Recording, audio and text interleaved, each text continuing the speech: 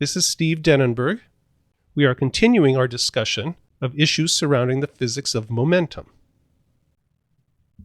So we have that momentum is conserved, and we can use Newton's third law to prove it. Did you see my video series on Newton's laws? When one object exerts a force on another one, and boy oh boy, if we're talking collisions, that's what we're talking about. If object A exerts a force on object B is exerting the identical force on object A.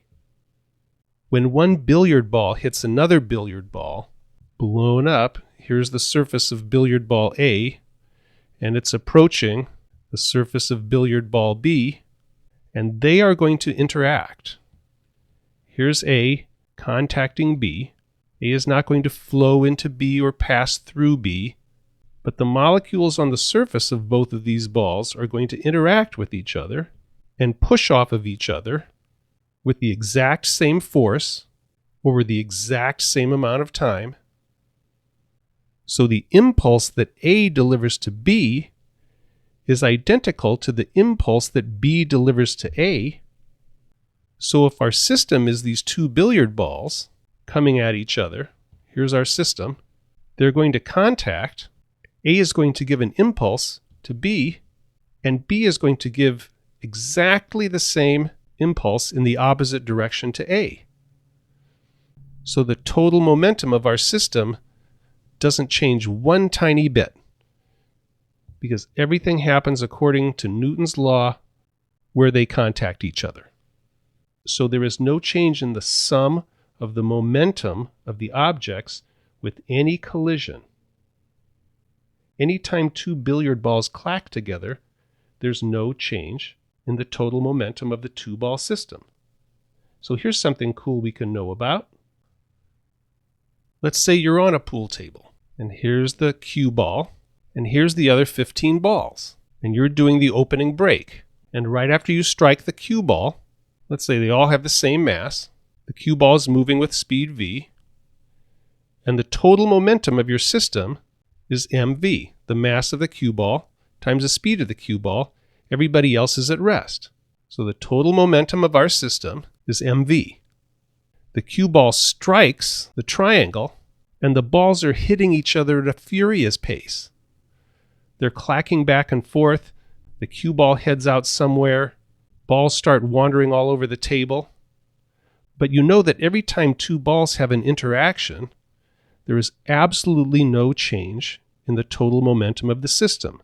So as long as we're looking at it before the time that the balls start transferring momentum to the cushions around the table, before they actually hit those cushions, we know absolutely that the total momentum of our system, the momentum of each of these balls all added up together, still is exactly mv.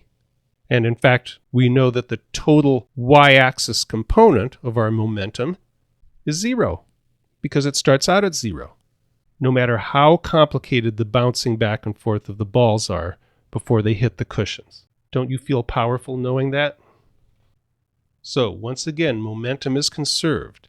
And I mentioned that in most collisions, energy is not conserved. Let's talk about that a little bit. When two billiard balls clack against each other, there's energy that goes into deforming the surface temporarily. It turns into heat in the balls somehow, and we lose energy.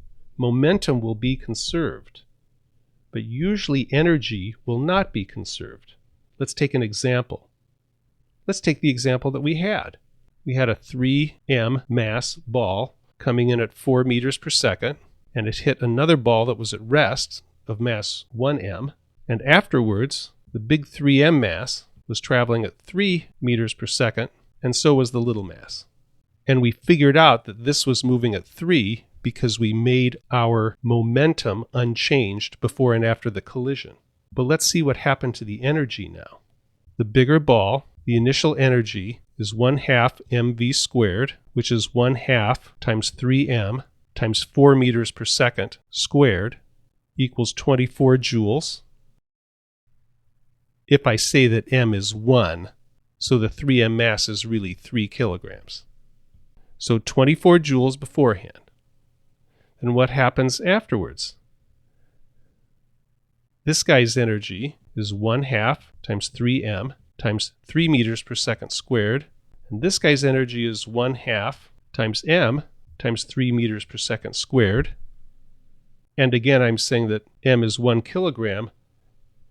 And now we total up to 18 joules. So look, we preserved our momentum, but we lost energy. Not surprising. The question might say, what percentage of your total energy did you lose in this collision? Well, here we lost 6 joules out of our original 24, so we lost 25% of our energy and conserved all of our momentum. We said that some of that energy loss went to thermal energy, slightly deforming the balls, and they bounce back. The total energy of a system is not lost, but we're looking at the mechanical energy of these systems. And you do lose mechanical energy almost all the time. Now, a typical example like this, where you preserve your momentum, but you lose energy, is called an inelastic collision. That's a non-elastic, a not elastic collision. We call it inelastic collision. So what is an elastic collision? An elastic collision is where you conserve your momentum, because you always have to conserve your momentum, but you also conserve all of the energy. So if the energy initial equals the energy final, and we know that the momentum initial is going to equal the momentum final, but if the energy doesn't change, that's an elastic collision. I remember that by thinking of a rubber ball, which is kind of elastic. If you throw a ball down and it bounces up to the same exact height, then it hasn't lost any energy, and it's an elastic ball, and that's an elastic collision. So if you're given a collision, you're given the parameters, you start out with a certain mass and a certain velocity, and it hits something else that maybe has a different mass and a different velocity, and afterwards they're moving at certain speeds, and you're asked, is it an elastic collision? Well, you just have to add up the 1/2 mv squareds for each object before and after and see if they total up. If they're the same, it was an elastic collision. If you lose energy, it was an inelastic collision. What if you're given a problem and you're told it's an elastic collision? How do you handle something like that? Let's take a problem. Let's say you have a 2 kilogram mass that's heading this way at 5 meters per second, and it's going to strike a 6 kilogram mass that's heading this way at 2 meters per second. And afterwards, the 2 kilogram mass is going to have some velocity, v1, and the 6 kilogram mass is going to have some velocity, v2. And you're told, this is an elastic collision. What are v1 and v2? It's like everything else. Just write it down and then do the math okay. First, we're going to conserve momentum. Momentum initial equals momentum final, because we know we conserve momentum. So the momentum beforehand is 2 times 5 is 10 Newton seconds, plus 6 times 2, right, mass times velocity, is 12 Newton seconds, equals 22, and that's going to equal the final momentum, which is 2 times v1 plus 6 times v2. And that's one of our equations. But we were told it was an elastic collision. So let's write the equation that makes the energy the same. We're told that the energy initial is going to equal the energy final. So we have 1/2 times m, which is 2 kilograms. This is the first mass, times 5 squared, plus the energy of the second object, 1/2 times 6 times 2 squared, and that equals 37 joules. And that has to equal, because we were told it was elastic, the energy of the second equation. So that's going to equal 1/2 times 2 times v1 squared plus 1/2 times 6 times v2 squared. And here's our second equation. We have 2 equations and 2 unknowns, v1 and v2. Just briefly, the way to do it is to take this 22 equals 2v1 plus 6v2. We're going to solve for one of those. Let's say 22 minus 6v2 equals 2v1. v1 equals 11 minus 3v2. And now we know what v1 is. So we're going to take 11 minus 3v2 and put it in here. So then this equation will only be in terms of v2, and we'll use the quadratic formula to solve for v2, and then we get v1.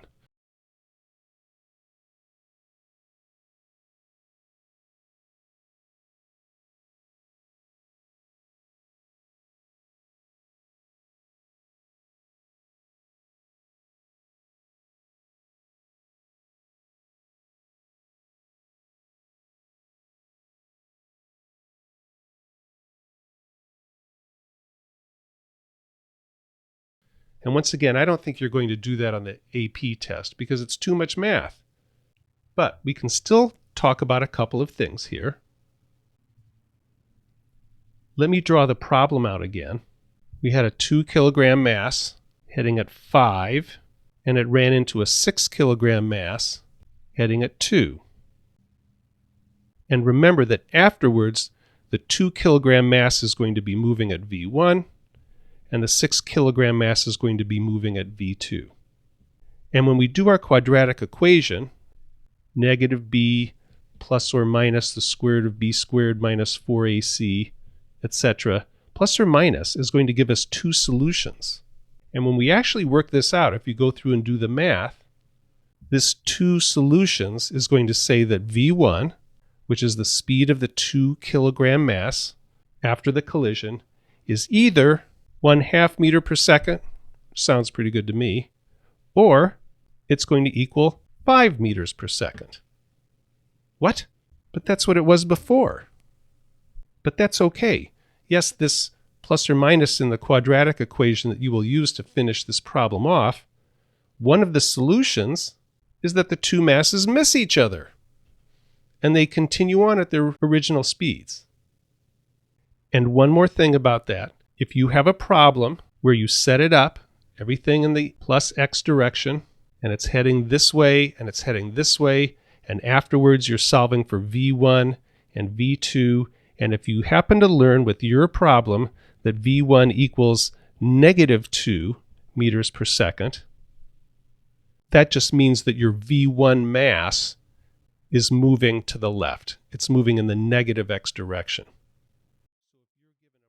So if you're given a problem that this is moving like this, and this is moving like this,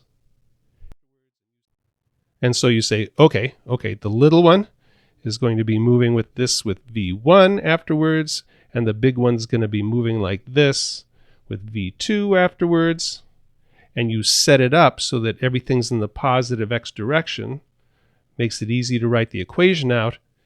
If, for example, you find out that this figure is negative, you will know that what actually happened was that the little ball bounced off of the big ball, because if V1 is negative, V1 is in this direction. You don't have to know before you work the problem which direction the balls are going to be traveling. Just assign them a direction, write the equation so it's consistent with the positive x-axis, and if your answer turns out to be negative, it just means that really they're headed in the other direction from what you guessed when you set up the problem. So we have an elastic collision where no energy is lost, and we have an inelastic collision where energy is lost. In both cases, momentum is preserved. So we have E and momentum preserved here, and here we only have momentum preserved. But remember that energy and momentum really are different animals. I saw a sample problem, and here's what it said. It said that a car of mass m is traveling down the road, and it screeches to a stop at a stop sign. And actually, there were a few cars that did that same thing. They came in with different masses and different velocities, and they all screeched to a stop here. And the question was, which car's brakes would heat the most? The correct answer was the car that had the most kinetic energy.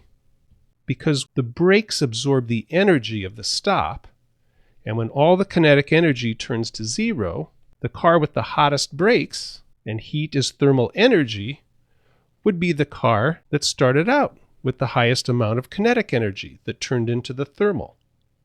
Fine. One of the possible answers that was wrong said that the car with the most momentum would end up with the hottest brakes. Doesn't a car with huge momentum also have huge energy? And it's going to have hot brakes too. Why do we say that it was wrong that the car with the highest momentum developed the hottest brakes when it came to a stop? Because momentum and energy are different animals. Let's consider these two cars. You have car number 1. It's 1,000 kilograms, and it's going 30 meters per second. It has 30,000 Newton seconds of momentum, and it has 4.5 times 10 to the 5th joules of energy, of kinetic energy, 1/2 mv squared. Work it out. And then here's our second car. Our second car is 2,000 kilograms. That's a big car. And it's going 15 meters per second. This car also has 30,000 Newton seconds of momentum, but this car only has 2.25 times 10 to the 5th joules of kinetic energy. It has half the energy, but the same momentum. And that's because in computing energy, the velocity term gets squared. So they really are different animals. Now, there's something called a perfectly inelastic collision. And a perfectly inelastic collision is where the two objects stick together after the collision and continue on together as if they're one object. So let's say you have a mass of 2m traveling at 4 meters per second, and it collides with a smaller mass m that's slower at 1 meter per second. That's why it could catch up and collide. And afterwards, they stick together. The 2m and the m object are together. Well, how fast are they traveling? Beforehand, we have 8 plus 1 equals 9 Newton seconds if m equals 1 kilogram. And afterwards, our object is 3 kilograms of mass, so it's traveling at 3 meters per second. The computations get easy because there's only one velocity afterwards. If they're stuck together, they both have the same identical velocity. And that's a perfectly inelastic collision where the two objects stick together. Momentum is always conserved, but energy is always lost. In fact, in a perfectly inelastic collision, when the objects stick together, that's how the two objects can lose the most kinetic energy. It's possible to prove that, and to prove that energy is always lost in a perfectly inelastic collision, but that's beyond what we're going to talk about. Take this perfectly inelastic collision. You have an m coming in at v, and you have another m coming in at v, and they stick together. Well, now conservation of momentum says they're not moving at all, and the kinetic energy has gone all the way to zero. You don't have to have the energy going to zero to have a perfectly inelastic collision. You just have to have them stick together. Is there a perfectly elastic collision? Well, not really, because in an elastic collision, the initial energy is absolutely equal to the final energy. How do you get more perfect than that? Perfect is used for a perfectly inelastic collision where the objects stick together.